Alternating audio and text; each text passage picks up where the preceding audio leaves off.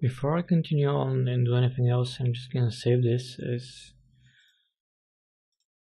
008. I just saved just in case.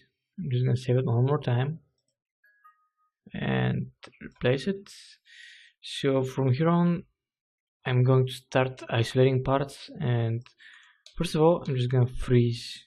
Actually, I'm gonna select all those that are with gray material, but first I want to select this one with the eye and go down and select this and detach it to separate objects. You can copy the smooths. I want to be separate piece, and now I want to select all those materials using again select by material and click select. I'm just gonna move them in another layer. So I'm just gonna call this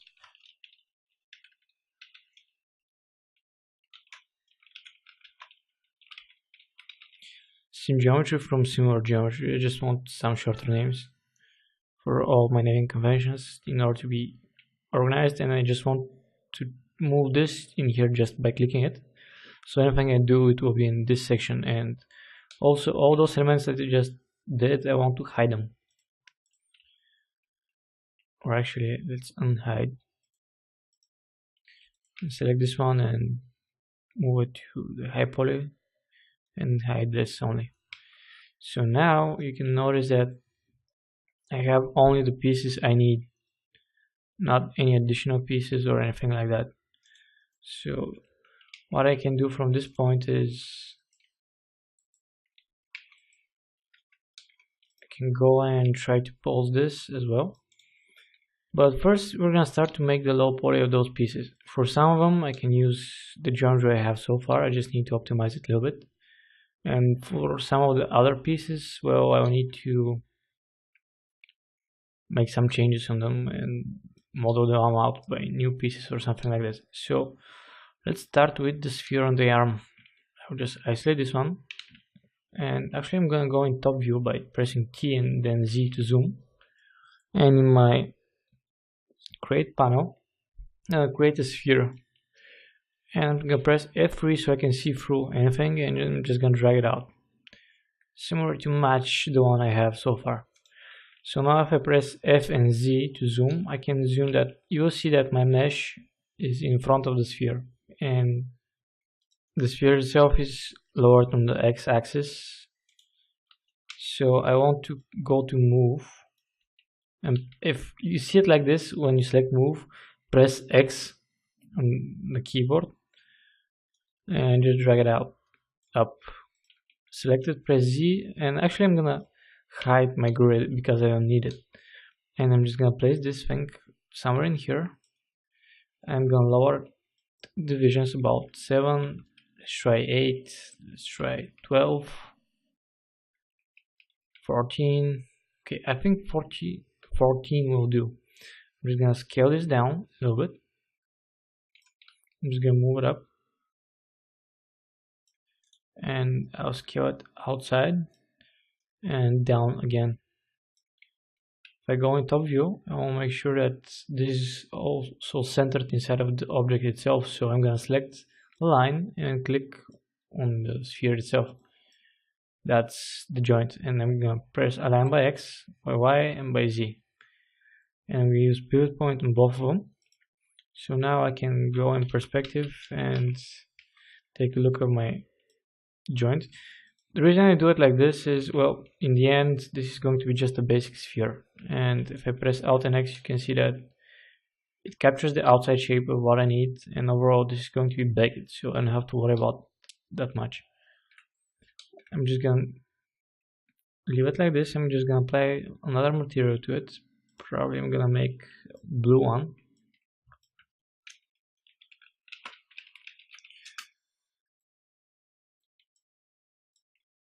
I'm just gonna call it low P mats and apply it to the mesh itself. So okay, we have this piece. Since this sphere is similar to the other ones, I can just hold shift and drag out. make a copy and select this one and press Alt Q to isolate. Okay, so right now I want to see through my sphere, but in order to do that I need to select my sphere and press Alt and X on the keyboard.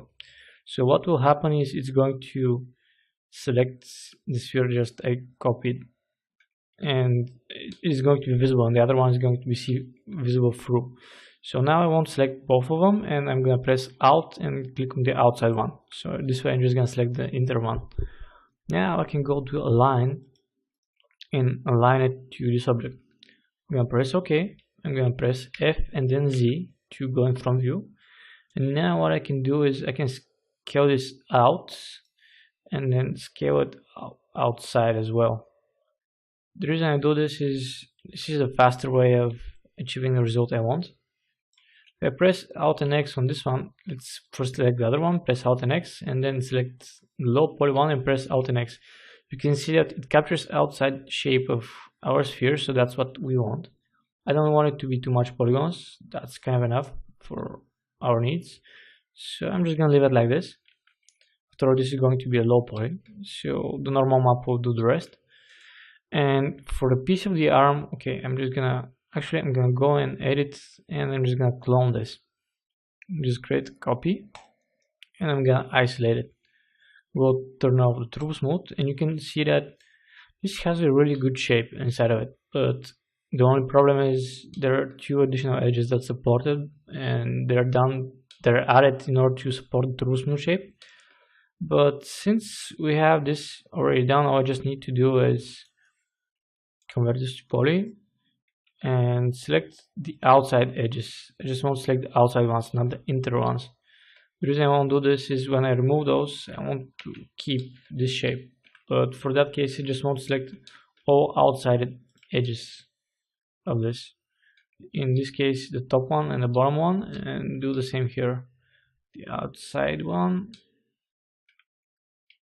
and the inner one. And actually this one and this one. So if I press now Control and backspace on the keyboard, it will remove those edges for me, and what I have is this very low poly piece, which is exactly what I need. So what I can do now is exit the isolation mode and take a look of it. It looks fine. I don't need this geometry capped because, well, this exterior piece will never be seen and I don't have to worry about it. So I'm just gonna apply a basic material in blue on it, and now we're gonna move on to the other pieces. So let's take a look on the leg. Since the leg is the same, I can probably select this piece, make nope, not this one, the low poly one, and I can try to align it. Since this one was done the same for the leg, probably they're gonna have the same pivot point. They may not, but it's worth trying. So I'm just gonna hit align. I'm gonna hit OK, and I'll go and rotate it by 90 degrees. And we have luck with this one, so you can see that this aligned quite okay with it. All we have to do is select this piece, go into vertex mode, and select the bottom ones, the bottom edges, and just drag them out just a little bit like this. And at the moment this is kind of okay for me. I'm just gonna leave it like this, and I'm gonna exit isolation mode, and I'm gonna leave it like that. I'm gonna press P to go in perspective. So let's see what other spheres we have. I'm gonna select this one. The reason I keep this as a sphere before I convert it to poly is because it's much more easy for me to have those clone it and reduce the segment size, for example, for the fingers, or add more segments for the neck, for example. So what I'm gonna do now is I'm just gonna drag this down, select this one and press Alt Q again. I'm gonna align this quickly to this piece, and I'm just gonna hit OK, and I'm gonna press Alt and X so I can see through it. Then I'm just gonna rotate by 90 degrees, and I'm gonna scale it a little bit down like that in order to match my sphere beneath it. So I'm just gonna save this 09, and in the next chapter we're going to continue on and add more pieces to the rest of the low poly parts of the body.